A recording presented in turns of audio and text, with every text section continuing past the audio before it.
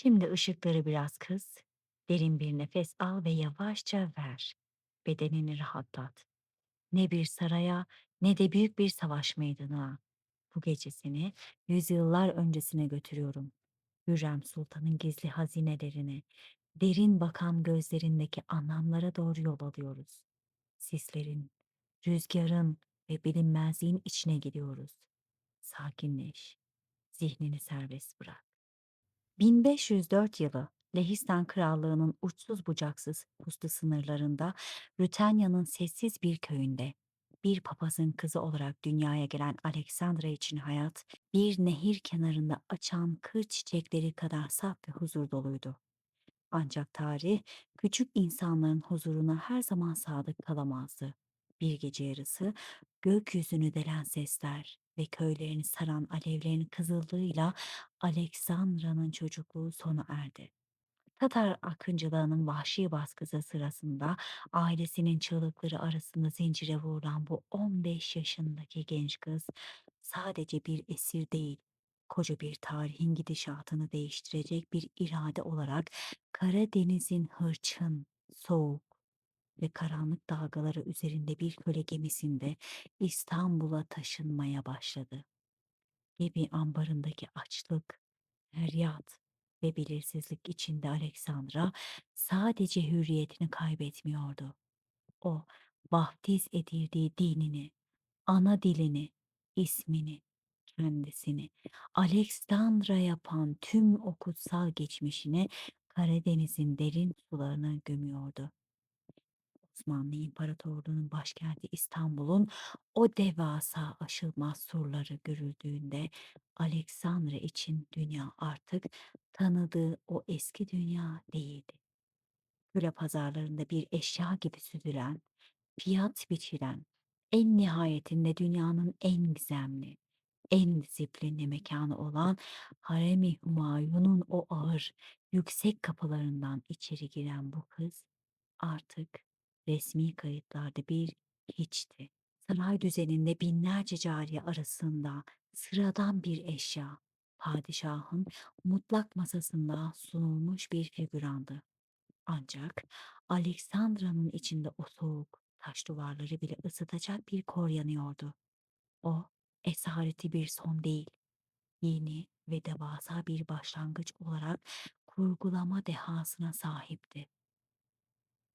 Haremin o sessiz fısıltılarla dolu koridorları dışarıdan bakıldığında bir kadınlar topluluğu gibi görünse de aslında dünyanın en acımasız eğitim merkeziydi.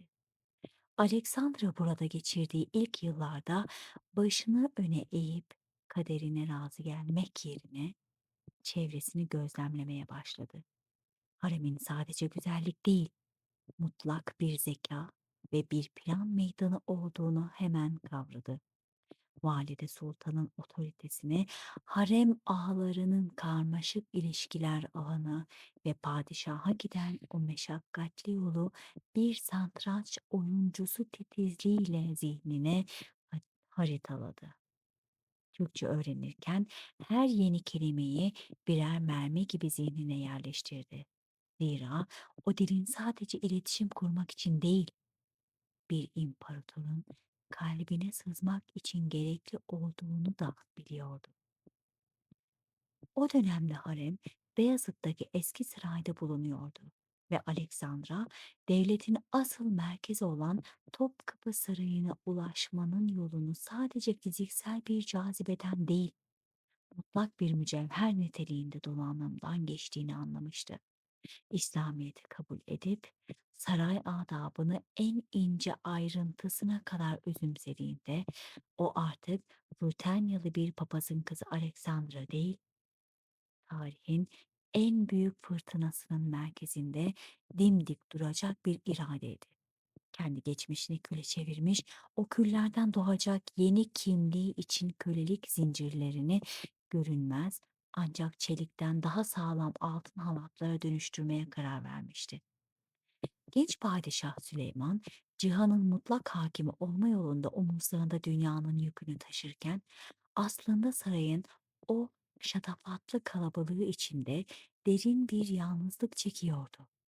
Tahta yeni çıkmış, büyük hayalleri olan hukukçu kimliğiyle adaleti tesis etmeye çalışan bu hükümdar için haremdeki yüzlerce güzel kadın sadece sessiz birer silüetten ibaretti. Hiçbiri onun derinliğine, şair ruhuna ve sarsılmaz adalet anlayışına aynı tutamıyordu. İşte tam bu boşluğun ortasında Aleksandra'nın artık Müslüman kimliği ve saray terbiyesiyle parlayan o genç kızın padişahın huzuruna ilk kez çıkarıldığı o an, Osmanlı tarihinin akışını sonsuza dek değiştirecek bir kırılma noktasıydı. O gün diğer cariyeler geleneklerin gerektirdiği gibi korkuyla başlarını öne eğerken Alexandra Süleyman'ın o keskin ve vakur gözlerin tam içine doğrudan bir cesaretle baktı.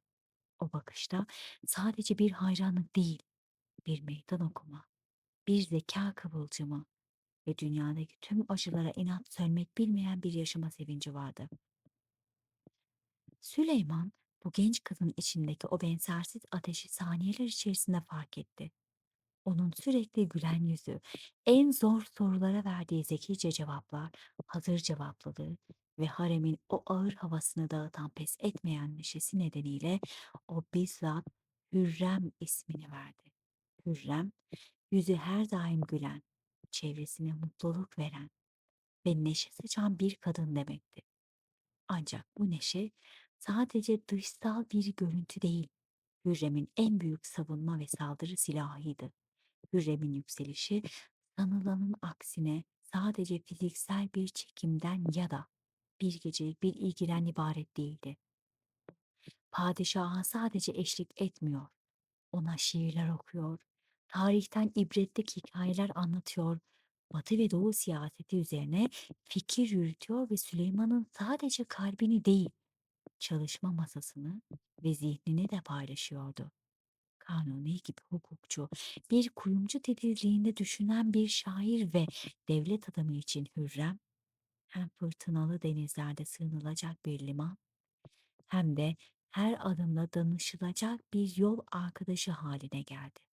Ancak bu hızlı ve önlenemez yükseliş, haremin asırlık yerleşik düzenini derinden sarsmaya başladı. Mahidevran Sultan, Veliaht Şehzade Mustafa'nın annesi ve haremin en kıdemli kadını olarak mutlak bir güce sahipti. Hürrem'i başlangıçta geçici bir heves sanmış olsa da kısa sürede onun basit bir rakip değil, kendi hanedan geleceğine yönelik en büyük tehdit olduğunu anladı. Hürrem ise zekasını bir kalkan gibi kullanarak her hamleye karşılık veriyordu. Mahidevran'ın kıskançlıktan doğan öfke patlamalarını padişahın gözünde birer acizlik ve atalet yoksunluğu örneği olarak sunmayı bildiği gibi sabrını bir strateji olarak da kullanırdı. Bir gün yaşanan bir saldırıda Mahidevran'ın kontrolünü kaybedip Hürrem'in yüzünü çizmesi, Hürrem için bir son değil, bir zafer kapısı oldu. O hırpalanmış yüzüyle padişahın karşısına bir mağdur olarak çıkmak yerine sessizce odasına çekilerek Süleyman'ın mekanını ve merhametini tetikledi. Bu olay Mahidevran'ın saraydan uzaklaştırılma sürecini başlatırken Hürrem için artık padişahın favorisi olma aşaması bitmişti. Osmanlı İmparatorluğu'nun köklü devlet geleneğinde ve harem hukukunda yüzyıllardır süregelen sarsılmaz bir kural vardı. Padişahlar çocuklarının annesi olan cariyelerle resmi nikah kıyamazlardı. Onlar ümmü veled, çocuk annesi statüsünde kalır, padişahın malı ve mülkü sayılırlardı. Bu durum padişahın mutlak otoritesini herhangi bir ailevi bağın ya da hukuki zorunluluğun altında bırakmamak için kurgulanmış bir dengeydi. Ancak 1530'ların başında Kanuni Sultan Süleyman tüm dünyayı şaşkına çeviren, ulemayı derin bir tartışmaya iten devrim niteliğinde bir karar aldı. Hürrem Sultan'ı kölelikten azat etti ve onunla tüm İslam hukukuna uygun bir şekilde resmi nikah kıydı. Bu olay Osmanlı tarihinde sadece bir aşk hikayesi değil, bir hukuk ve gelenek ihtilaliydi. Artık bir köle hür bir kadın dönüşmüş ve cihana hükmediyordu neredeyse. Bu nikah, Hürrem'in yıllardır ilmek ilmek işlediği o sarsılmaz statü kazanma stratejisinin en büyük zaferiydi. O artık her an bir başka saraya sürgün edilebilecek veya gözden düşebilecek sıradan bir cariye değil, devletin hasekiyesi, yani padişahın en yakın, en dokunulmaz parçasıydı. İstanbul sokakları 40 gün 40 gece süren, daha önce eşi benzeri görülmemiş düğün şenlikleriyle aydınlanırken, şenlik ateşlerinin ışığı altında aslında yeni bir yönetim biçimi şekilleniyordu. Hürrem, bu nikahtan aldığı yasal güç ile harem yönetimini bizzat eline aldı. Sarayda yeni bir protokol doğdu. Yabancı krallara mektuplar yazıyor, elçileri kabul ediyor ve devletin en mahrem meselelerinden padişahın tek fikir ortağı oluyordu. Bu durum tarihçilerin kadınlar saltanatı olarak adlandırıldığı, kadınların devlet yönetiminde aktif bir rol aldığı döneminde ilk büyük kapısını ardına kadar aralamış oldu. Hürrem Sultan bu meşrutiyet zırhını kuşanarak sadece kendi can güvenliğini sağlamamış, aynı zamanda doğacak çocuklarının da hanedan içindeki yerini yasal bir zemine oturtmuştu. Süleyman için ise bu evlilik sadece duygusal bir tatmin değil, kendine denk gördüğü tek insanın ruh eşinin yanında olması demekti. Kanuni cihanı yönetirken yanında zayıf bir cariye değil, güçlü bir eş, bir anne ve bir yoldaş istiyordu. Hürrem bu boşluğu fazlasıyla doldurmuştu. Padişahın seferlerindeki en büyük özlemi, zaferlerdeki en büyük sevinci ve kederli anlarındaki tek tesellisi artık resmi mührüyle de perçinleşmiş olan Hürrem'di. Bu evlilik Osmanlı Sarayı'nın o güne dek gördüğü en güçlü ve en sarsılmaz iktidar ortaklığıydı. İkisi birlikte imparatorluğun muhteşem yüzyıl olarak anılacak olan en parlak dönemini asıl mimarlar haline geldiler. Bu nikah mührü Hürrem'i tarihin tozlu sayfalarından çıkartıp üzerine güneş doğan bir anıta dönüştürmüştü. Kanuni Sultan Süleyman 46 yıllık saltanatı boyunca 13 büyük zafer düzenlemiş, ömrünün neredeyse 10 yılını at sırtında, tozlu yollarda, kuşatma altındaki kalelerin önünde geçirmişti. Ancak o devasa Osmanlı ordularının başında Viyana kapılarından Bağdat çöllerine kadar hükmederken bile Cihan Sultanı'nın aklı ve ruhu hep İstanbul'da, sarayın o mis kokulu odalarında bıraktığı Hürrem'deydi. Bu iki aşık arasındaki mektuplar sadece tarihi belgeler değil, dünya edebiyat tarihinin en etkileyici, en derin ve en sarsıcı aşk mektuplarıdır. Hürrem'in padişahın peşinden gönderdiği, üzerine gözyaşları damlamış ve hasret kokan o satırlar, bir kadının bir erkeğe duyduğu aşkın ötesinde, bir ruhun diğerine olan mutlak muhtaçlığı anlatıyordu. Hürrem mektuplarına canımın parçası, saadetim, devletim, iki gözümün nuru, sultanım diye başlıyor ve hasretini öyle betimliyordu ki Süleyman en zorlu kuşatmaların ortasında bile bu satırları okurken dünyayı unutuyordu. Hürrem mektuplarını hazırlarken kendi kokusunu kağıtları sindiriyor, bazen mektubun içinde kurutulmuş çiçekler ya da nakışlı mendiller koyarak padişahın üzerindeki duygusal etkisini her an taze ve canlı tutuyordu. Süleyman ise sefer yorgunluğunu muhibbi mahlasıyla yazdığı şiirle ve Hürrem'e gönderdiği cevapla atıyordu. O yazdığı bir şiirde Hürrem'i sadece bir kadın olarak değil, benim Bağdat'ım, Türkistan'ım, canımın mülkü olarak tanımlıyordu. Bu, bir hükümdarın bir kadına duyduğu saygının ve aşkın en üst mertebesiydi. Hürrem, bu mektuplar sayesinde padişahın hayatındaki tek sarsılmaz otorite haline gelmişti. Onlar arasındaki bu yazışma trafiği, mesafelerin aşkı azaltmak yerine nasıl daha devasa bir tutkuyla ve güvene dönüştürebileceğinin en büyük kanıtıydı. Süleyman için artık cihanı fethetmek, Hürrem'in bir tek gülüşüne ya da bir satır mektubuna ulaşmak kadar değerli değildi artık. Hürrem Sultan için annelik, ipek bir kaftan altına gizlenmiş çelikten bir zırh kuşanmak gibiydi. Osmanlı Sarayı'nın o yüksek, soğuk ve fısıltılarla dolu taş duvarları arasında bir kadın için anne olmak sadece bir evlat sevmek demek değildi. O evladı celladın kemerinden korumak için dünyayı ateşe vermeyi göze almak demekti. Hürrem, ilk oğlu Mehmet'i kucağına aldığı o 1521 yılının puslu sabahında bebeğinin kokusu içine çekerek aynı zamanda bir korkunun da kalbine mühürlendiğini hissetti. Osmanlı hanedanının üzerinde karabasan gibi çöken kardeş katli yazısıydı. Nizami alem uğruna feda eden şehzadelerin hikayeleriyle büyüyen Hürrem, doğurduğu her çocukta Mehmet, Mihrimah, Selim, Beyazıt ve Cihangir hem büyük bir gururu hem de tarifsiz bir dehşeti bir arada yaşadı. 5 şehzade ve bir sultan.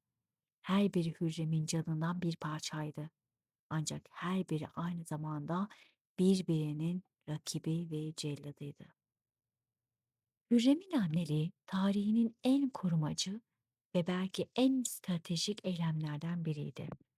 O çocuklarını klasik bir harem terbiyesinin ötesinde bizzat kendisi eğitiyor, onlara sadece kılıç kullanmayı ya da devlet yönetmeyi değil, hayatta kalmanın o ince ve keskin yollarını öğretiyordu. Şehzade Mustafa, Mahidevran Sultan'ın oğlu olarak halkın sevgilisi, Yeniçerilerin umudu ve tahtın mutlak varisi olarak parladıkça Hürrem kendi oğullarının akıbetinden endişe duyuyordu. Mustafa tahta çıktığında kendi oğullarının birer birer sessizce bu dünyadan koparılacağını biliyordu.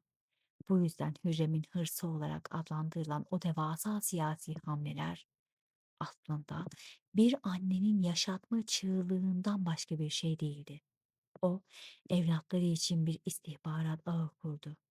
Sancak Bey olarak atandı ve ileride her adımlarını, her nefesini takip etti. Padişah Süleyman'a yazdığı mektuplarda çocuklarının meziyetlerini birer nakış gibi işlerken onları babalarının gözünde sarsılmaz birer kale gibi dikmeye çalıştı.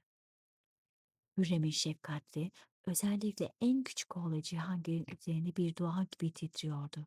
Cihangir, bedensel engeli ve sırtındaki kamburuyla taht oyuncularının dışında kalsa da ruhundaki hassasiyet ve zekasıyla Hürrem'in en büyük sıtısıydı.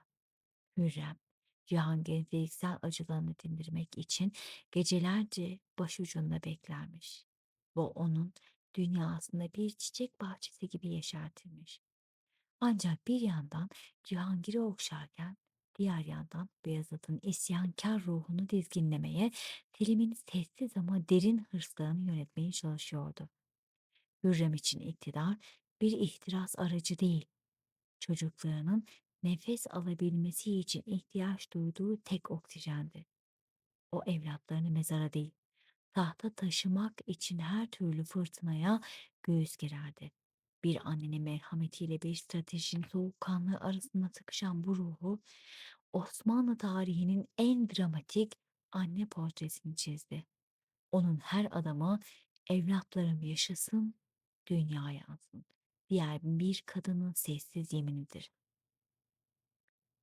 Hürrem Sultan sarayın ağır altın varaklı kapılarının ardında sadece bir eş ya da bir anne olarak kalmayı reddetti.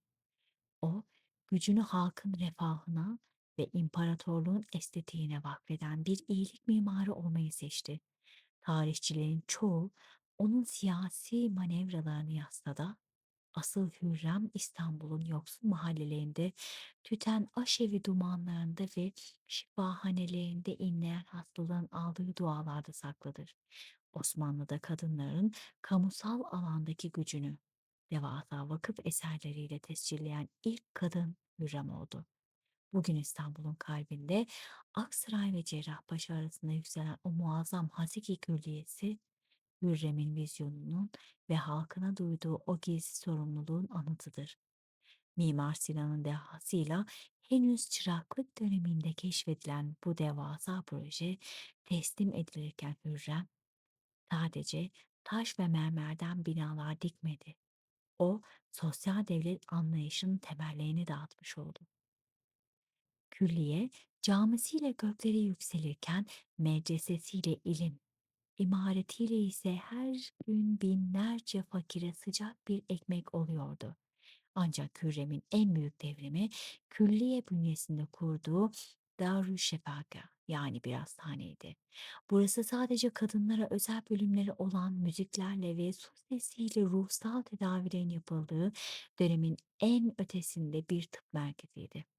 Hürrem, Haseki unvanının ona verdiği tüm geliri bu vakıflara aktarırken İstanbul'un en yoksul insanlarının devletli validesi haline geldi. Onun hayırseverliği sadece payitahta sınırlı kalmadı. Kutsal topraklara, Mekke ve Medine'ye uzanan su yolları yaptırdı. Hacıların güvenliği ve rahatı için kervansaraylar inşa ettirdi. Özellikle Kudüs'te kurduğu Haseki Sultan imareti yüzyıllar boyunca din, dil ve ırk ayrımı gözetmeksizin kapısına gelen her aç insanı doyurma yemini bir sofra gibi kaldı. Hürrem'in bu devasa vakıf çalışmaları aslında onun ruhundaki fırtınanın bir nevi kefareti gibiydi. Siyasetin o karanlık, o acımasız koridorlarında aldığı her zor karardan sonra bir yetimin başına okşayarak ya da hastanenin temelini atarak huzur bulmaya çalışıyordu. O, bir kadının sadece sarayda bir süs eşyası olmadığını, koca bir imparatorluğun sosyal dokunuşunu yeniden örebileceğini gösterdi. Mimar Sinan'ın ellerinden çıkan o zarif hamamlar, sadece temizlik için değil, halkın sosyal bir araya gelişi için birer merkez oldu. Hürrem, kendi adına yaptırdığı her çeşmede, her sebilden akan suda, kendi günahlarını ve sevaplarını halkın duasına bıraktı. Bugün bile İstanbul'da adını taşıyan o mahalleler ve binalar, bir zamanlar Britanya'dan köle olarak gelen o küçük kızın koca bir cihanın yaralarını saran şifa sultanına dönüşmesinin sessiz tanıklarıdır. Zirveye tırmanmak her zaman yanında korkunç bir yalnızlık ve telafisi olmayan kayıplar getirir. Hürrem Sultan rakiplerini birer birer satranç tahtasından silerken kazandığı her zaferin bedelini kendi canından, kendi ciğerinden ödedi. İktidarın o parıltılı ama buz gibi soğuk zirvesinde Hürrem'in üzerine ilk büyük çığ 1543 yılında düştü. Göz bebeği üzerine en çok titrediği ve geleceğin padişahı olarak gördüğü ilk oğlu Şehzade Mehmet çiçek hastalığından vefat ettiğinde Hürrem'in ruhu ilk büyük yarasını aldı. O güne dek her fırtınayı zekasıyla savuşturan kadın Azrail'in o sessiz hamlesi karşısında çaresizliğin ne olduğunu öğrendi. Mehmet'in vefatı sadece bir şehzadenin ölümü değil, Hürrem'in kurduğu o görkemli geleceğin ilk sarsışıydı. Ancak asıl karanlık perde 1553 yılının o meşhum sonbaharında açıldı. Tarihin en tartışmalı ve en hüzünlü olaylardan biri olan Şehzade Mustafa'nın idamı. Osmanlı'nın kalbinde devasa bir yara açarken Hürrem'in de tarihin en çok nefret edilen kadını haline getirdi. Hürrem'in bu karardaki payı Süleyman'ın kulağına fısıldadığı iddia edilen o zehirli kelimeler. Belki Mustafa'nın ölümü kendi evlatlarının kurtuluşuydu. Ama bu zaferin kokusu barut ve kandan başka bir şey değildi. Trajedi. burada durmadı. Mustafa'ya taparcasına bağlı olan, abisinin idam edildiğini duyduğunda ruhu paramparça olan küçük oğlu Cihangir bu acıya dayanamayarak Halep'te nefesini teslim etti. Hürrem bir anne olarak rakiplerini yenmişti ama bu savaşın sonunda elinde kalan tek şey iki taze mezar ve bir ömür boyu peşine bırakmayacak olan ağır vicdan azabıydı. Kalan iki oğlu Selim ve Beyazıt arasındaki o amansız taht kavgası ise Hürrem'in son yıllarını cehenneme çevirdi. Kendi karnında taşıdığı, birbirine yoldaş olsunlar diye dua ettiği evlatlarının şimdi birbirine kılıç çekmesi Hürrem'in hayatı boyunca verdiği mücadelenin en acı kısmıydı. Saray koridorlarında artık neşeli şarkılar değil, yaslı bir annenin sessiz çığlıkları duyuluyordu. Süleyman ile olan o büyük aşk bile artık kaybedilen evlatların yarasının gölgesinde kalmıştı. İki yaşlı insan koca bir imparatorluk sahibi olsalar da boş kalan beşiklerin ve dilsizleşen odaların derin sessizliğinde birbirlerinin gözlerine bakamıyorlardı. Hürrem gücün zirvesine ulaşmıştı. Evet, artık kimse ona köle diyemezdi. Kimse onu tehdit edemezdi. Ama bu mutlak gücün karşılığında ruhunu, neşesini ve evlatlarının kardeşliğini feda etmişti. O neşeli Hürrem, ismi artık sadece mezar taşlarında kalacak bir hatıraydı. O artık sadece acıyla yoğrulmuş, her gece uykusunda kaybettiği çocuklarının sesini duyan bir gölgeydi. Şimdi arkana yaslan, gözlerini hafifçe kapat ve 1558 yılının o ılık Nisan akşamını hayal et. İstanbul erguvanlarının o büyüleyici moruna boyanmış, boğazdan gelen hafif serin bir rüzgar sarayın ağır perdelerini havalandırıyor. Sarayda alışılmadık bir sessizlik hakimdi. Kuşlar bile o gün daha alçaktan uçuyor, sanki koca bir devrin kapandığını onlar da hissediyordu. Hürrem Sultan, İpek yastıkların üzerinde o çok sevdiği Süleymaniye'nin silüetine bakan pencerenin önünde yatıyor. Yüzü yorgun ama bir o kadar da huzurlu. Hayatının o fırtınalı denizleri durulmuş, dalgaları artık sadece kıyıya yumuşak bir ninni gibi vuruyordu. Baş ucunda ömrünü vakfettiği, her bir nefesinde adını sayıkladığı Cihan Padişahı Süleyman duruyor. Süleyman, o titreyen elleriyle Hürrem'in beyazlaşmış saçlarını okşuyor. Artık ne savaşlar, ne fetihler, ne o gürültü devlet işleri var. Sadece iki ruhun 50 yılın ardından gelen o sessiz vedası. Hürrem hafifçe gülümsüyor. O meşhur Süleyman'ı ilk gördüğü günkü gibi ama bu sefer daha bilge, daha dingin. Bir zamanlar Rütanya'nın yeşil ormanlarında koşan o küçük Alexandra'yı görüyor rüyasında. Babasının sesini duyuyor. Annesinin pişirdiği her şeyi hissediyordu sanki. Bütün o saray entrikaları, o ağır altın taçlar, o acı veren kararlar. Şimdi hepsi birer toz bulutu ve hepsi dağılıyor giderek. Süleyman diye fısıldıyor sesi çok uzaktan gelir gibi. Bak kuşlar özgürlüğe uçuyor. Süleyman'ın gözlerinden süzülen iki damla yaş Hürrem'in eline düşüyor. Hürrem o sıcaklığı hissedince ömrü boyunca taşıdığı o ağır zırhı yavaşça bir kenara bırakıyor. Artık koruması gereken şehzadeler, yenmesi gereken düşmanlar yok. Sadece derin bir huzur, sonsuz bir uyku davet ediyor onu. Göz kapakları yavaşça ağırlaşıyor. İstanbul'un o eşsiz minarelerinden yükselen akşam ezanı sanki ona bir ninni söylüyor. Uyu sultanım.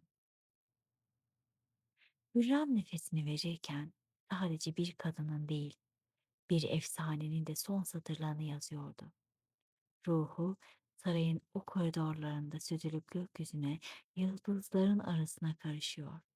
Süleyman onun soğuyan ellerini öperken biliyor ki Hürrem gitmiyor.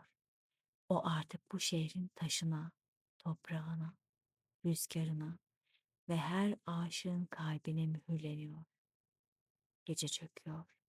Yıldızlar Hürrem'in üzerine bir yorgan gibi seriliyor.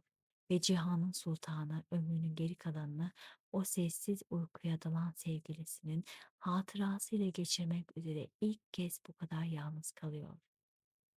Uyu Hürrem Sultan. Uyu ki hikayem bizlere hep o neşeyi ve o büyük aşkın bedelini anlatsın. Şimdi uykuya geçebilirsin ve bu hikaye senin içinde yaşamaya devam edecek.